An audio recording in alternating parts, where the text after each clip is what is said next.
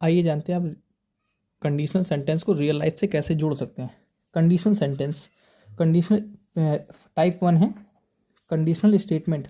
इसमें विल और शैल कभी नहीं आता है। जैसे अगर प्रेजेंट इंडेफिनिट है, प्रेजेंट कॉन्टिन्यूस आ सकता है, प्रेजेंट इंडेफिनिट आ सकता है, प्रेजेंट परफेक्ट आ सकता है, प्रेजेंट परफेक्ट कॉन्टिन्यूस आ सकता है। इसके अकॉर्डिंग आने वाली मीनिंग चलती है। Main statement according to meaning होता है। जैसे if you work hard you will pass, अगर तुम मेहनत करोगे तो पास हो जाओगे। Past indefinite, if you are waiting for the bus you should better take a taxi, मतलब अगर आप बस का वेट कर रहे हैं तो टैक्सी ले लीजिए। If children have done their work they may go home. आगे टाइप 2, जैसे प्रेजेंट इमेजिनेशन। मैं अभी की बात करूँ, काश मैं चिड़िया होता, मैं चिड़िया हूँ तो नहीं लेकिन मैं सोच रहा हूँ ऐसा, तो इसके एक कैसे फॉलो होता है, इफ़ सब्जेक्ट V2 और आने वाले क्लॉज में वुड, कुड या माइट कुछ भी लगा सकते हैं अकॉर्डिंग टू मीनिंग।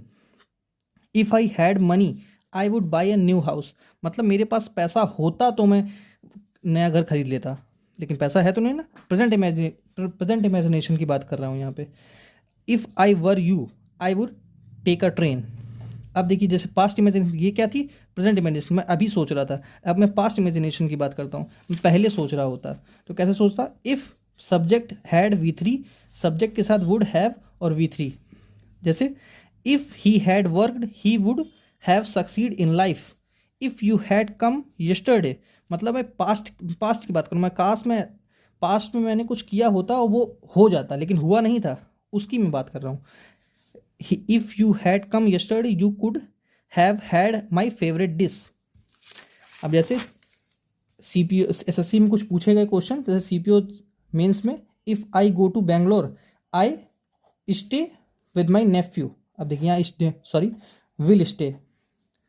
यहाँ इफ़ के साथ क्या बताया मैं नीचे, मैं प्रेजेंट इंडेफिनिट तो प्रेजेंट, उसके साथ आने वाले क्लॉज में will. If I were you I would have taken care of you and your sisters. इसमें क्या है, नो एरर। इसका आंसर क्या होगा, you should, if you want to pass the hurdle you should dash to what your mentor says, pay attention. Next, if you do not follow the rules you will not be allowed to stay at this hostel.